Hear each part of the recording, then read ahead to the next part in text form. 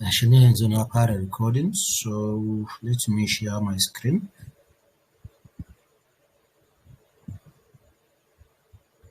In this one, we share the entire screen.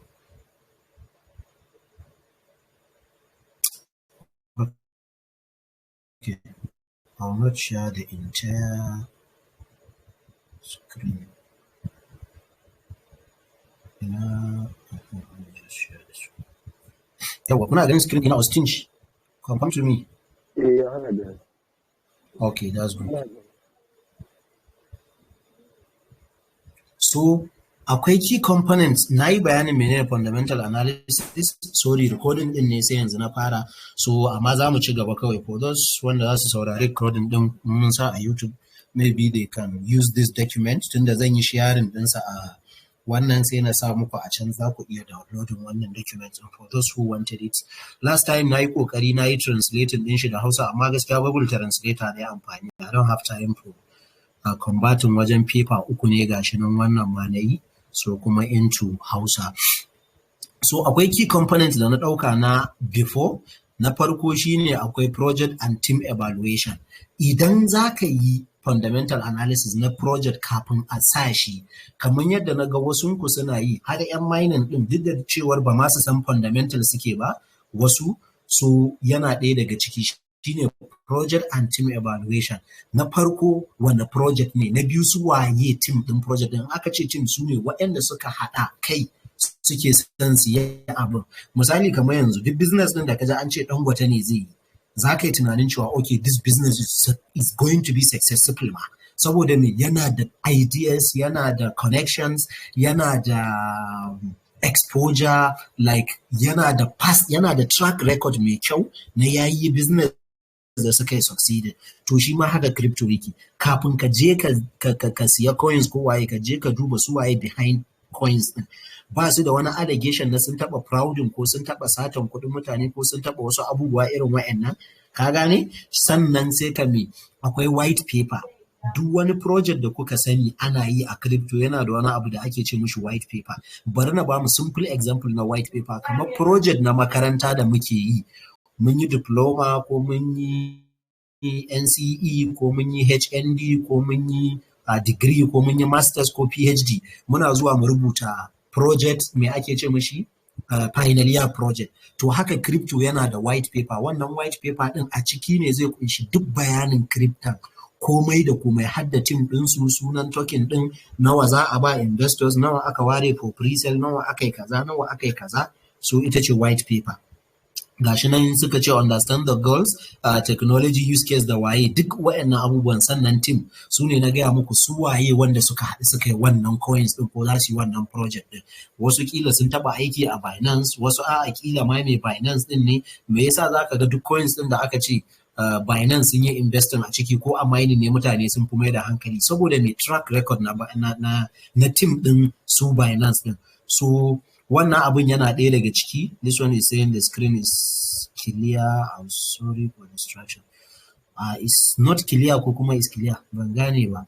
Sai partnerships, wannan yana ɗaya daga cikin ko mu 'yan mining, zan yi name generalize, ko mu 'yan mining yana ɗaya daga cikin abin da muke kalla. Yau in aka ce project ya yi partnership da Ton, muna ganin cewa is going to be successful project insha Allah. Saboda mun san Ton suna da successful abubuwansu da suka yi, ko in suka yi partnership da exchanges irin su Bitget ko Binance ko OKX ko Bybit ko wani, mun san cewa tun da wa'annan they have been doing abubuwa, so mun san cewa definitely wannan project is going to be something. Sannan market potential and use case. The screen is not clear. Austin, wai ba a ganin screen dina? yana clear, yana ganin logon sa. Yana blurring ne ko mene? Clear ne yake da ni ka ganin shi clear. To network ɗinku ne gaskiya, those da suke cewa ba sa gani, maybe network ɗinku ne. Kar ku damu da wannan, zan tura muku shi sai ku yi downloading sai ku yi reading at your own convenient time insha Allah. So kawai ina amfani da shi ne saboda ne follow up abubuwan da na rubuta accordingly. So sai market potential and use case, wannan yana ɗaya daga cikin dalilin da ake kalla a fundamental shine use case. ko sana'a za ka yi sai ka fara kallon wannan sana'a taka wannan impact za ta bayar da wa mutane. Misali yanzu in ka ce za ka zo ka rika siyar da abinci, dole sai ka nemi eriyan da dama mutane suna buƙatar wannan abincin ne. To the same thing a crypto.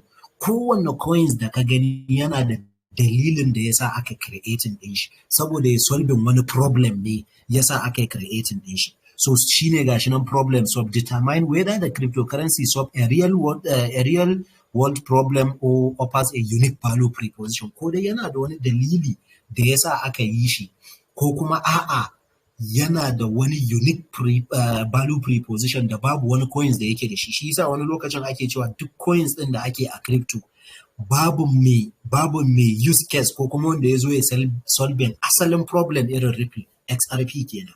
Mostly mutane they used to say that. Even Bitcoin din wasu suna cewa bai kai shi use case ba, tunda in ka ɗau Bitcoin a karan kanshi ba wani problem azin da yake solving, bai kawai dai shi shine uwa uba da ya fara wannan din, so za mu iya cewa kamar shine godfather kamar yadda muke ce mishi a crypto. So sai market size. So market size kamar wannan wanda they are into business sun san menene market size. Yanzu in ka ce akwai business din da za ka yi ta a wani gurin ta yi working out, in ka je wani gurin ka yi ba zai ba, saboda mai mutanen da ka yi targeting a gurin they don't need that business. Misali, na kan dan gaya mutane the reason why a Africa za a daɗe ba a samu wanda ya fi Dangote kuɗi ba, duk da cewa tech in ka duba masu kuɗin duniya tun daga kan na ɗaya har kusan na 10 harkan tech suke su samu kuɗi.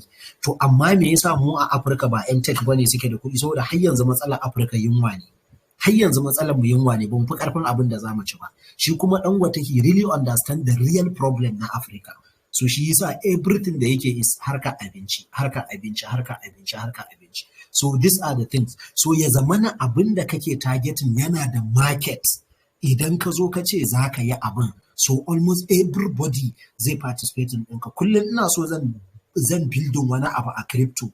Ni software engineer ne, kullum ina so zan building wani abu a crypto, amma ina naroyin cewa wannan abu ne idan ne building mutanen mu za su yi amfani da shi. So wannan shine market size ɗinka. In mutane suka karɓi abinka suna amfani da shi, to shine za ka samu kuɗi. So ita ma haka crypto take. Sannan sai adoption, wanda shine ake ta fama da shi. I don't need to talk much about adoption. Kaman how many adadin mutane suka shigo crypto. Kamar yanzu wannan mining din duk da aka kawo saboda dama ku shigo harkan ne. Yanzu a cikin ku in wasu in rabi sun tafi sun dena, rabi za su zauna su fara saka kuɗin su a crypto. Dama kuma abin da su mutane suke so kenan a samu ku shigo harkan. So a hankali zaka ga crypto ta zo ta yi dominating banki. Yanzu daga Disamba zuwa yanzu a crypto a Najeriya kaɗai an yi recruiting sama da mutum miliyan 50. A iya Najeriya kawai an yi recruiting sama da mutum miliyan 50. So next shekara da za ta shigo za a iya ƙara recruiting sama da wata 50 ɗin. So kaga daga nan mutane zai zama sun rage amfani da banki sai a dawo crypto completely. So this is the narration da ake ciki. So sai kuma me sai tokenomics. Sai tokenomics shine kaman yadda aka rarraba coins din me za a yi da shi shine na farko akwai supply dynamics, total supply din coins din guda nawa aka yi creating. Wannan shine na baku misali na hamster compound. Adadin coins din yana da impact na cewa okay a wanne farashi zai fito. Ka zo ka sa coins ɗinka kwantara trillion wani abu. So in kana so wannan coins din ya fito fa a dala ɗaya sai ka yi providing liquidity na kwantara trillion wani abun din nan. In ka ce coins ɗinka kana so ya fito a dala ɗaya, so dole sai ka nemi dala adadin yawan coins ɗinka. Wannan shine in a nutshell. Idan kana da coins 100, kana so wannan coins ɗin guda 100 da kai creating duk ɗaya ya fito a dala ɗaya, to dala 100 za ka je ka sa mishi a sai liquidity. Shikenan, unless idan za ka shigo da wani kasuwa ne ka ajiye wani. Misali kana da dala 100 sai ka ce to kana so ka ɗauko a cikin total supply ɗinka 100, kana so ka kawo 50 kasuwa sai ka samu shi liquidity dala 100. So kowane coins naka zai fito a dala 2 kenan.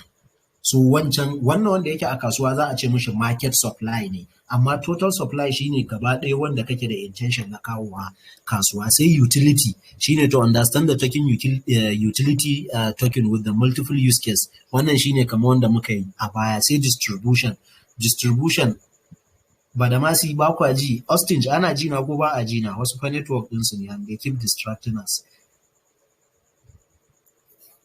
Austin Okay, to ba da masu laifin network ɗinka ne. So sai abu na gaba shine distribution. Akwai abin da ake ce masa irin su ICO, irin su IDO, irin su IEO suna nan da airdrops da ake irin wannan abubuwan. So duk suna ɗaya daga cikin allocations da ake yi na token da za a raba. Misali za a ce shi founder ɗin wanda ya samar da coins ɗin za a ba shi 2% na total supply. Idan total supply 100 ne aka ce za a ba shi 2%, kaga za a ba shi kwara biyu kenan ko ina jin 2% of wannan. So za a ce an ware wa team, general team 5%, za a yi airdrop na 1% an yi wa. To wannan abin shi ma yana da alaƙa da cewa coins tashi zai rika yi ko kuma a'a sauka zai rika yi ko kuma wanda fundamental ne a kansa. Ya kamata ku rika duba wannan. Sannan a nan gurin zan iya ɗauko muku in ce token unlocks, shi kuma a nan token unlocks yake amfani, saboda a nan ne za ka ga na team ɗin da aka ware 5% sai yaushe za a fara basu kuma a wanne yanayi za a rika basu, da kaɗan kaɗan za a rika shigo da shi kasuwa ko kuma lokaci ɗaya gaba ɗaya za a kawo shi kasuwa. Idan lokaci ɗaya ne, so duk yadda 5% na total supply ya ƙaru dole kasuwa ko ƙaƙane za ta sauka ƙasa. Sai development activity, wannan technical part ne wanda su developers din ya suke ya GitHub activity din su yake, suna pull request, suna adding code, suna waye idan ba sa yi shi ma is another thing da zaka kalla as a red flag. Sai community and social presence, even though wannan yanzu yana da ɗan wani abu amma akan kalla holders shine community size, adadin mutane nawa ne suke rike da coins din, wannan kenan shine community size. Idan aka ce yanzu kamar hamster wannan 150 million din, in aka ce kowa yana rike coins din su, definitely coins din su zai tashi. Ina nufin inda a ce an yi launching ne suke da size na wannan community din. So amma yanzu tunda ba wannan aka yi ba, I'm very sure a mutum miliyan 150 din da mutum miliyan 100 siyar da hamster su zasu. So kaga faduwa zai. So shine community size yana playing impact, zaka ga mutanen su. Sannan under community din nan a nan ne zaka gane cewa okay nawa ne suke holding coins din. Akwai yadda ake yi a crypto, ka je ka ga yadda ake holding adadin holders din token. Misali yanzu idan ka je kamar in kana so ka ga na Binance, zaka ce BSC scan ne I think, yeah, BSC scan. In ka je kai BSC scan, so za ka ga tokens ɗin da kamar in kai sacin token a BSC scan, yanzu misali mu ce BNB.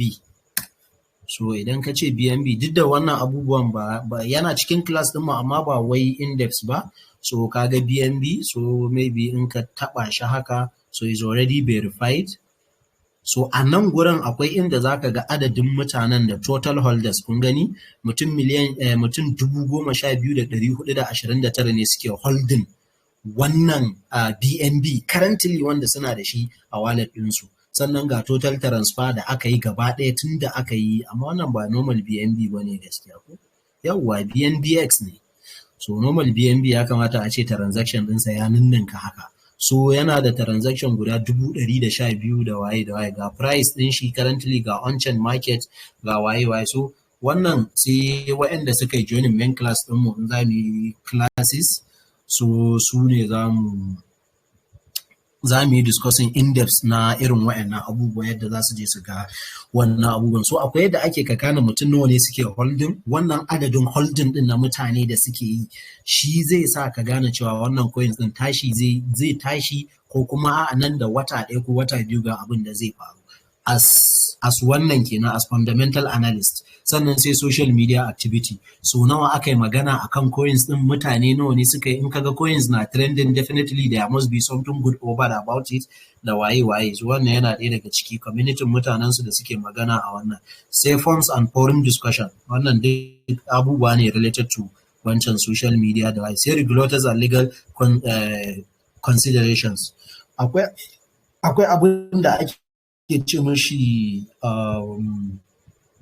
me wannan kamfanin na Satic suke yi, ka ji na manta, code me suke ce mashi na manta. So shi wannan in kuka yi kaman developer ku suka gama rubuta codes, za su je su kai musu su kuma za a biya su kuɗi za su yi testing security ɗin shi da waye ɗin shi, sannan za a je a samu legal authorities da suke ba da license da waye duk su yi wayannan abubuwan. So shine under regulatory and legal consideration wanda ya hada da risks shine wajen testing da waye. Sai wannan competitors analysis ɗin, so su waye suke da use case shigen irin naku and what is the benefit between ku da su da sauransu. Sannan market share wannan is more of business part, so duk ba a faye damuwa da su ba, amma dai na saman can su ne. So wannan shine before kenan kafin ai launching coins. So especially in zaka shiga ICO na coins, duk da wasu da yawa ba su san ma menene ICO din ba, duk da a previous class din mun yi magana akan ICO, IDO da IEO. ICO shine initial coin offering, IDO shine official debt offering, and then IEO shine initial exchanger offering. So dukansu mun yi bayani akan su a previous class din, wanda ba su sanya ake ba sai su je YouTube channel din mu za su kalli bidiyon da muka yi magana akan wannan abun. So zan saka link din YouTube channel din mu a cikin group maybe after mun gama class din. So sai abu na gaba shine shi kuma after an yi launching coins yana kan exchanger, ya je exchanges da yawa kamar irin su Bitcoin, Ethereum, Solana, XRP, BGB, ga sunan dai da yawa wajen guda 10,000, pin 10,000 ma. So su kuma waɗannan wanda already sun je kan exchanger ko an yi launching ɗinsu, ta yaya za ka gane coins ne masu kyau ko kuma ta yaya za ka yi fundamental analysis a kansu. So shine su ma sai na raba su into kaso uku ne ina jin ko biyu. Akwai dai data aggregator, akwai social media ne, on-chain analysis, sannan kuma akwai event tracking platforms, guda uku. So menene data aggregator? Data aggregator su ne wanda suke bada comprehensive overview ko kuma suke bada comprehensive information akan wannan token din da kake so ka gani, which include data din shi. Da in na ce data ya hada da siye da siyarwar shi, market cap din shi, trading volume din shi, farashinsa na yanzu, na last week, na 2 weeks, na last year, da waye, sannan metrics din shi, social media, yanayin maganan da ake akan shi da dai wasu abubuwa. So su kuma wannan na kawo muku wasu applications da su za ka yi amfani wajejen wayannan abubuwa. Mun ɗauka wasu daga ciki, ba duka ba, kowanne mun ɗauki part. Ina jin shi wannan guda 5 muka ɗauka, sorry guda 6. So wanda muna da CoinGecko, kusan kowa ya san CoinGecko, muna da Mesri, muna da Luna Crash, muna da Token Terminal, muna da Dapp Reader, muna da DeFi Llama. So su ne guda 6. So let me just briefly go to CoinGecko, kuma kowanne na sa muku link ɗin shi a nan. So for anybody da yake so, in na saka bidiyon na a YouTube channel mu zai iya zuwa ya ɗau wannan document ɗin sai ya je review. So wannan shine CoinGecko. Idan kuka kula a CoinGecko ga Bitcoin, su suna ranking ɗinsu based on wanda ya fi kowanne market cap ne. So ga Bitcoin yanzu ga current farashinsa yana 61. Hello? Wa yake magana? Austin. Hello, Austin. Kai ne kake magana?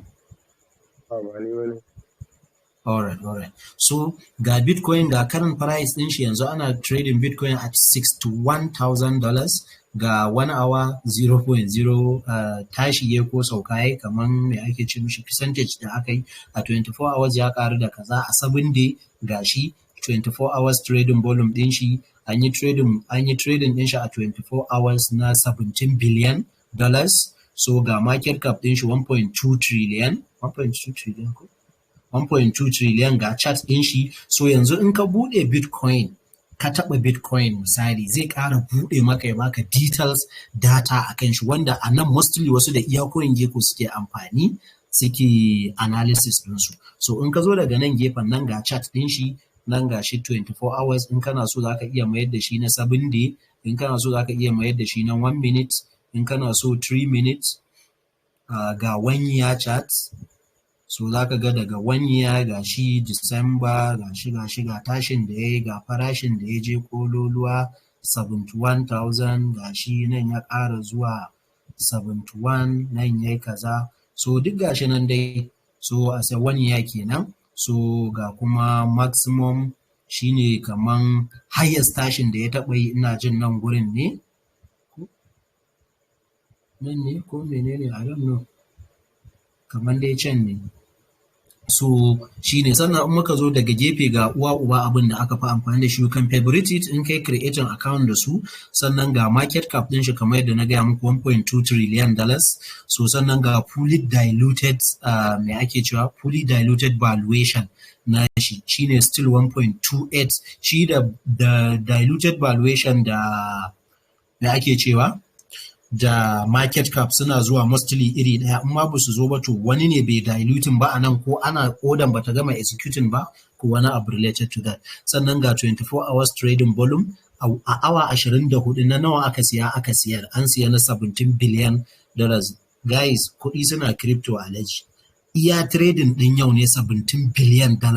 Wannan in aka gaya maka da iya trading piece abin da aka samu ya haura wajen biliyan ɗaya ne a kuɗin Najeriya. Wanda kawai wannan kamfanonuwan ne suka same shi kyauta, ba wai wanda don ga circulating supply ɗin shi miliyan 19 ne yake circulating a kasuwa, total supply ɗinsa miliyan 21 ne. To ina ragowar wannan supply ɗin yake? Na farko dai shi wanda ya coins ɗin yana holding guda miliyan 1, wanda ba a san waye ya wannan bitcoin ɗin ba a san shi ba, ko kuma a ce an san shi amma ba wanda ya isa ya ce maka gashi zai nuna maka shi, an san sunan, kowa zai ce maka Satoshi Nakamoto ne ya yi bitcoin, kila ma ni ne ba ku sani ba. So zai ce shi ya yi bitcoin, yana holding guda miliyan 1, wannan guda miliyan 1 in kai times current price ana maganin wajen $6 billion ne ko $60 billion ne, I don't know. So sannan akwai kuma su da suke holding ragowar dala guda 272 wanda su kuma ba a san su ma su waye ba. So shine in ka hada shi da wancan wanda mai bitcoin yake holding da wannan 2 miliyan da wani abun, zai baka $21 million ga maximum supply. In aka ce maximum supply shine ba zai taba wuce haka ba, means an riga an yi capping din shi. Menene capping? Shine ba za a iya ƙara wani total supply din akan wannan ba. So sannan in ka zo nan akwai abubuwa uku da ake dubawa, shine website da white paper. Su ne na muku bayanin white paper, ya zama na website din yana da ya zama da token din ko coins din yana da website din shi, kai visiting website din shi ka gani, ka je ka karanta white paper shi, ka ga tsare-tsaren su, allocation din su da sauransu, ya suka ce za su yi gashi nan.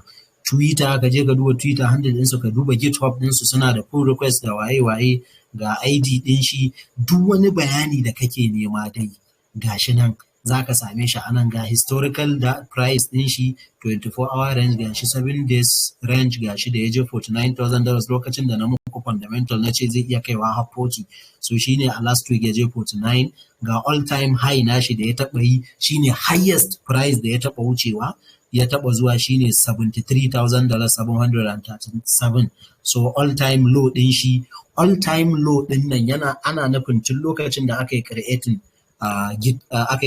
CoinGecko shine $67. So wanda kaga 11 years tun 2013.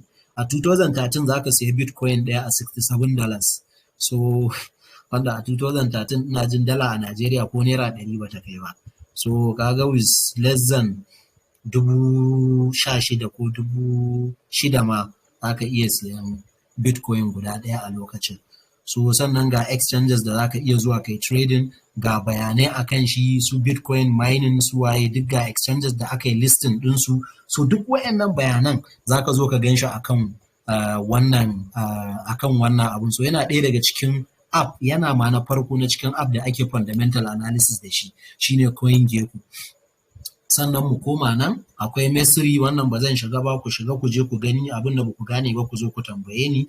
Amma Mesri abin da yake shi ma kaman CoinGecko ne, yana ba da research report, yana ba da analytics, yana ba da token economics da market trends, wanda duka kusan CoinGecko yana yin wayannan abubuwan. Sannan akwai Lunar Crush. Lunar Crush shi is more of social media, za ka rika ganin so nawa aka ambaci wannan coins din a social media, wanda coins ne yake trending a social media, ake yawan maganarsa, ko kuma dai wani abu da yake da alaka. Shi wannan zai iya shiga muku shi, because shi Lunar Crush ma akwai wani abu da ake a ciki, ana samun kuɗi for long term.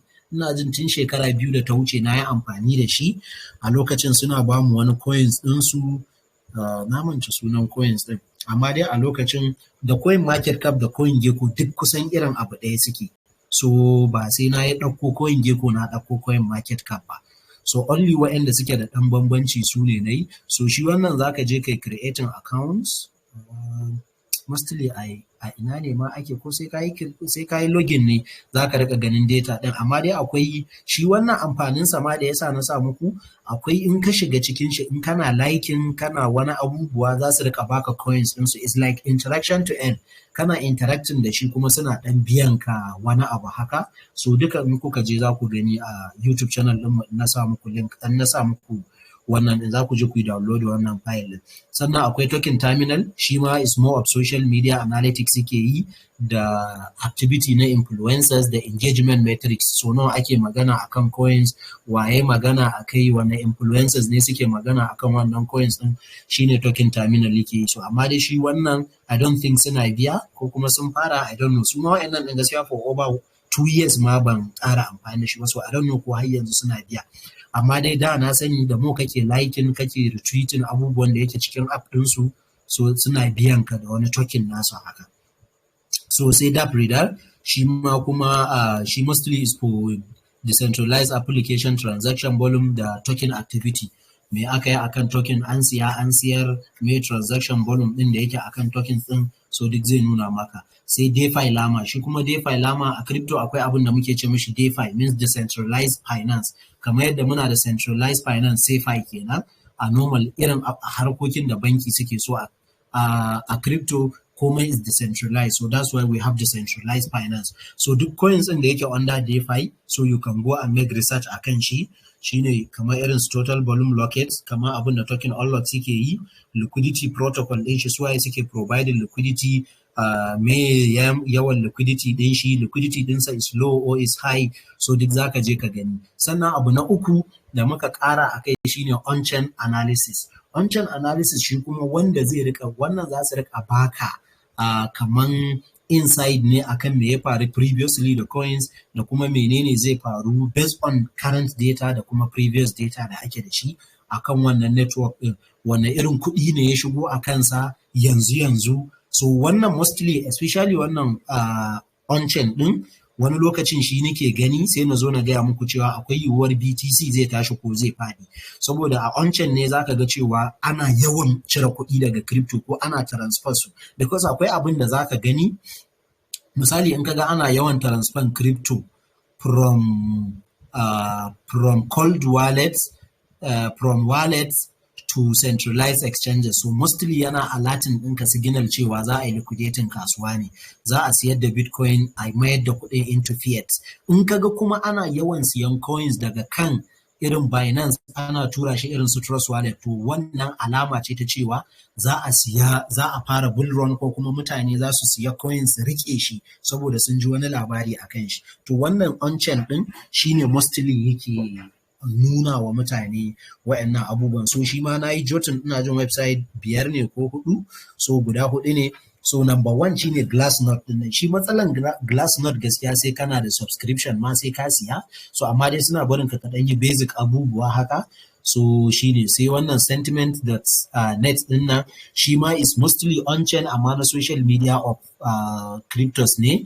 Development activity, kamar irin yanayin progress da suke samu wajen developing coins ɗinsu, misali sun canja contract ko sun ƙara allowing multi-chain ko wani abubuwa irin wayannan, so duk akan shi za ka ƙare. Sai irin su CryptoQuant, shi kuma mostly yana magana akan exchanger plus ne, coins ya shigo kan exchanger ko ya fita, kamar wanda na gama muku bayani, in ana siyan coins daga irin su Binance ana tura shi kan su Trust Wallet. Su Trust Wallet ba su da fiat mostly da za ka yi saurin karɓar kuɗin ka kai P2P ka dawo da shi bankin ka ko wani abu. So that's why in kana ganin wannan signal ɗin na ana turawa can, ka san cewa siya za a yi dan a yi holding. In kaga kuma daga can ana turo shi a dawo da shi, to ka san cewa za a yi liquidating market ne ko wani manipulations ɗin zai faru. So mostly wannan CryptoQuant ɗin ita take amfani wajen irin waɗannan abubuwan. Sannan miners behavior, wannan miners ne suka yi mining coins da yawa kuma suke so su kawo shi kasuwa, wai za su yi dumping ko su mayar da shi kan wani abu related to that. Network activity and on-chain, akan network ɗin me yake faruwa, like the transaction is this too much, saboda yawan transaction na buy yana baka signal na cewa coin zai tashi, yawan transaction na sell zai nuna maka cewa shi ma wannan token zai zai faɗi shi kuma. So duk za ka iya gane wa'annan abubuwan. Sannan abu na hudu shine na ƙarshe a on-chain kuma shine into the blockchain.com, wanda shi kuma features ɗinsa is more of machine learning driving on-chain data transaction da demographics. Zai rika baka na on-chain na wanda coins ne aka fi siya kamar misali, kuma ya yanayin chat pattern ɗinsa ya nuna da sauran abubuwa. So duk wa'annan zan tura muku links ɗinsu. If you have any question regarding using it, you can ask in the group ɗinmu. Sai abu na uku wanda shine na ƙarshe shine event tracking platform. Wannan mostly na muku magana akan su dama, na ma yi bidiyo har class na yi akan wannan token unlocks da coin market cal. Wannan dai coin radar din shine ban saka shi ba, amma yanzu shi ma sai na kawo shi bayan na yi research ɗina na ga cewa okay, it can help us with that abubuwa. Shi ma suna ɗan ba da wani token nasu in kana amfani da shi. Su ma gaskiya kamar last year ne na daina amfani da coin dar ɗin nan, amma da suna ba da wani ɗan token in kana sharing musu abubuwansu. So mu fara da token unlocks, wanda already na muku bayanin me token unlocks. A token unlocks ne za ka je ka ga tokens ɗin da aka ba a kawo su kasuwa ba, za a yi unlocking ɗinsu a kawo kasuwa. Shi ma duk wanda yake neman bidiyo na wannan token unlocks ɗin, na yi bidiyon yana nan akan YouTube channel ɗinmu. So zai iya zuwa ya duba token unlocks. Coin market cal shi kuma duk wani event da yake faruwa a crypto.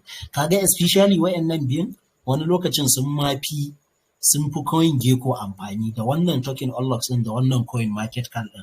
Shi wannan token unlocks ɗin always ina hyping ɗin shi, saboda in dai za a yi unlocking token a kawo shi kasuwa, da wahala wannan coins ɗin bai sauka ba.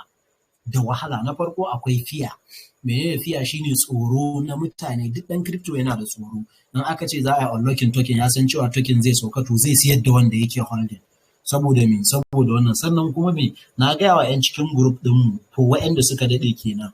Ni wani lokacin na kan amfani da token unlocks na ga coins ɗin da za a yi unlocking. Idan na san za a yi unlocking ɗinsu, ana unlocking ɗinsu, zan je in siyo dip ɗinsu. So na san cewa nan da sati ɗaya biyu za su iya dawowa farashin da suke da, ni kuma yana dawowa lokacin ya bar riba ta na fita. So shi yasa ina mamakin wanda a crypto suke cewa wai a basu strategy da za su, malam kai za ka yi wa kanka creating strategy. I always tell about one guy, kila yana cikin gidan nan, ya yi attending class ɗin nan. Shi da na gaya mishi token unlocks futures trading yake yi. So duk coins ɗin da ya je token unlocks ya ga gobe ko kuma saura kwana biyu a yi unlocking wannan token ɗin, sai ya ta bibiye shi. Ana zuwa za a yi unlocking ɗin shi irin saura kwana ɗaya, sai ya je sai ya shooting coins ɗin. Ya san cewa sauka zai, sai ya shooting ɗin shi, ya selling ɗin shi ƙasa. So definitely za ka ga ya iya bashi wani 20% ko 10% to the minimum kenan, ko 5%. So dabara ce, kai ya kamata kai dabara ka. So shi wannan token unlocks ɗin ko da shi za ka iya amfani kai trading ɗinka. Sai ya zamana ko dai kai weekly trader ne ko monthly trader. Duk tokens ɗin da kaga za a yi unlocking, idan kai ɗan futures ne sai ka je kai shooting coins ɗin kana siyar da shi. Idan kuma kaga za a yi wani abu event da zai sa ya tashi, sai ka je sai kai longing ɗin shi. So in kuma spot trader ne kai, sai ka bari bayan an yi shooting ɗinsa ya yi ƙasa, kai kuma sai ka zo sai ka siyo dip ɗinsa, in ya taso sai ka siya as a spot trader kenan. So shi wannan abin da yake kenan, duk wani token da za a yi unlocking zai gaya maka shi. Shi kuma wannan coin market cal yana baka duk wani event ne, kamatin daga kan listing a sabuwar exchanger, wani labari, a'a sun canja team ne, sun canja CEO, a'a CEO ya gudu, a'a wani abu ne dai ya faru da coins a coin market cal, za ka je ka gan shi. Shi ma ga website ɗinsu nan. Sai coin radar, shi ma kaman coin market cal ne, amma shi kuma is more of that, tunda har na airdrops yana yi da sauran abubuwa irin roadmap na project. Yau in sun gama kaza ga abin da za su yi, in sun gama kaza ga abin da za su yi. Sai kuma still coin gecko amma /events, shi ma yana faɗan abubuwan da suke faruwa a kasuwa. So waɗannan na ƙarshen nan guda ukun nan kusan sun fi duk waɗanda muka yi a farko gaskiya muhimmanci, in dai after ne ba before ba. In dai after ne ba before ba, waɗannan na ƙarshen they are more important than waɗancan na farkon. So lallai in dai mutum zai mai da hankali ma zai iya, in ba zai iya yin duka ba, to ya ɗauki waɗannan na ƙarshen ya mai da hankali a kansu, saboda su wannan as a trader ma za su taimake ka, not only holder ko position trader ko kuma long term investor. As a trader ma wannan za su taimake ka. Sannan abin da ban rubuta ba wanda kuma is common shine following news. Ka rika bin labarai, wai da kana gida kana sauraron TV irin su Al Jazeera irin su waye so ya zamana kana following labari duk inda ka ji an ce za a yi yaƙi ko ana yaƙi ko za a yi cutting interest rate ko za a yi ƙarin inflation ya ƙaru ko wani abu, wanda yana ɗaya daga cikin abubuwan da suke affecting ɗin crypto, shi ma fundamental analysis ne. Sannan bin labarai, akwai websites na crypto da suke sake labarai apart from waɗannan irin su Bitcoin magazine, irin su akwai wata tana nan a wayata irin su Cointelegraph, duk waɗannan suna ba da labarai na an siya an siyar, a'a ƙasa kaza za ta siyar da Bitcoin ɗin da take holding ko wani abu. So duk suna ɗaya daga cikin su ma fundamental analysis da mutum zai following. Wani lokacin ma ni news ɗin nake yi, na sassaka alert a wayata da na ga news zan je in karanta, so na fahimci me yake nufi, wanda muna ta ƙoƙari mu ga idan za mu iya irin wannan abin na Hausa, saboda mutanenmu wanda suke crypto wasu daga ciki ba sa gane turanci, so maybe za mu zo mu building wani platform. Muna nan dai muna ta tunani wanda zai zama inda mutum zai rika samun labaran wannan fundamentals din na Hausa a yaren Hausa, mutum ya karanta ya san shi ma yes he can see ko da baya jin turanci, he is fundamental analyst and something like that. So I think a nan muka kawo ƙarshen class ɗinmu na fundamental analysis. The only thing is babu farkon a recording ɗin da muke yi, amma ina jin dama abubuwan da babu a farko maganan physical class ne da muka ce za mu fara physical class da online na academy ɗinmu da muka buɗe a nan Kano, wanda za su yi physical address ɗinmu a Kano yake kasuwar Tarauni, wanda kuma za su yi online, they can do it from anywhere. Za mu fara wannan abin tun daga basic ɗin shi down to inda mutum zai yarda cewa yes yanzu I can call myself ɗan crypto ba ɗan mining ba. So amma sai kun nemi kuɗi. That's one. Sannan in mutum trading yake so shi ma we have that. Sannan wanda kuma suke ta tambaya yaushe za a dawo da yaushe za a yi batch 3 na DEX trading, meme coins trading kenan, shi ma insha Allah wannan satin da zai kama zami. So here we come to end of this class, unless if there is anyone da yake da tambaya, so you can ask your question. Akwai mai tambaya? My back, they pain me. Mai tambaya, akwai mai tambaya? In akwai mai tambaya ya saka tambayan shi a group, because wani lokacin in aka buɗe mutane they tend to. Malam Daurawa, I see you. How are you doing? Ali Galadima, I see you.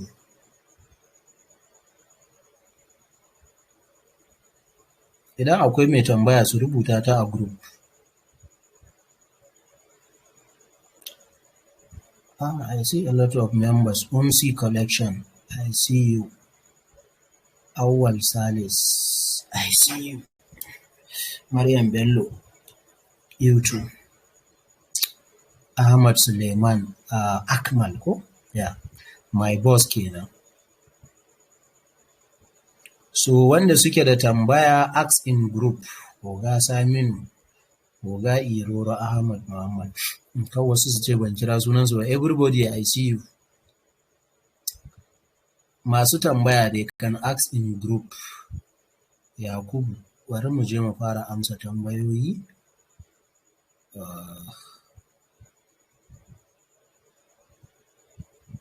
Wow, 20 messages. I can't hear you. Don't forget to record for the sake of us that get network problem. Yeah, na yi recording. Zan saka a YouTube, zan turo muku. What is this kuma? That's 1,500. Coin market cap map. Yeah, network. So wannan shine 24 hours volume. I don't know. Zan tura wannan document din. Zan sa shi a YouTube channel as a comment. Saboda mutane sai su je su downloading file din. Zan sa shi a drive dina. Mcrypt. Yeah. Yakubu Ibrahim, maganan da muka yi na first step toward crypto trading. Next week za mu magana akan trading insha Allah. Na ma fara rubuce-rubuce a kan shi, abubuwan da mu tattauna. Na yi jotin abubuwa 6, amma dai ba rubuta content ɗin ba, just the titles of them. So wannan is for fundamental analysis gaskiya. Sai wannan ya ce Usman Kabir, sa is it coin market cap or coin market cal? Akwai coin market cap ɗin, akwai kuma coin market cal. Wannan ya ce mcrypt, ya sai YouTube channel. Wanda gane me kake nufi ba. Muhammad Awal ya ce, sir please what are the type of traders we have? Mostly 3 ne ko 4. Muna da scalpers, muna da day traders, muna da swing traders, muna da position traders or investors. Mostly 4 ɗin nan ne gaskiya. Allah ya saka da alkhairi. Ni dan tambaya ta ita ce, Bitget sun bada, Ibrahim, you asked me this question more than 1 times and I give you the answer. Ba ka iya cire wannan $20 din ba, sai ka yi trading ka samu profit din da ka samu ita za ka cire. Shine famous boss tambaya ta ita ce, dan Allah idan aka ce ya ake daukan partial profit, like in aka bada signal za a ce take partial profit, to ya ake taking partial profit? Shine kaman TP1, TP2, TP2, TP3, ko kuma coins yana tashi kana rage profit din. Misali ka sa $100 sai token ya je $120, to sai ka cire $20 din sai ka bar $20. So wannan shine taking partial profit. So kaga still ko da ya ƙara dawowa $80, already ka cire $20 daga ciki, in ka haɗa ta kaga baka yi asara ba. So that's what they mean by partial profit. Sai Allah ya ƙara basira da hazaƙa. Na gode. Kaman yaushe document zai zama ready? Yau da daddare insha Allah kafin na kwanta bacci. Amin summa amin famous, ni ma na gode. Amin Mahadi Sama'ila, na gode ni ma. Thanks, you are doing a great job. Thanks for the time, I'm grateful. Atta, na gode. Usman Kabir, thank you all. Ni kuma new member ne, ban taɓa yin trading ba, ina cin kake so ka ce. How and when are we starting for beginners? Next week za mu yi na free class, amma ba details muke yi ba, shi kamar irin wannan ne, zami. So but if you wanted to learn the in-depth, you can join our academy. Next week za mu fara admitting student, both online da offline. Ahmad Baushe, sannu da kokari, muna godiya sasannun ka kai ma. Salam sir, please can you explain more on token unlocks? Akwai bidiyo a YouTube channel, ka je ka kalla na token unlocks da nayi. Gaskiya ne, mun gode boss. Let me guys drop the YouTube channel, so for those who wanted to go and watch some videos, sai su je su ga YouTube channel namu, https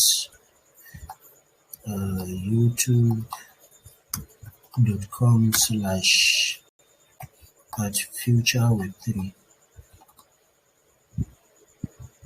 So ga masu son su kalli videos ɗinmu ga YouTube channel ɗinmu nan, duk bidiyon da kuke nema da muka yi na previous classes da muku samu kun shiga ba, so zan yi pinning ɗin shi a cikin group ɗin nan. Yawa, it's already pin ma, gashi nan, duk wanda yake so ya taɓa pin, amma messages sun yi yawa kenan, sai ya taɓa pin message. Wannan ya ce bari na tsayar da recording da muke yi, saboda we just have 43 minutes, it's not that long.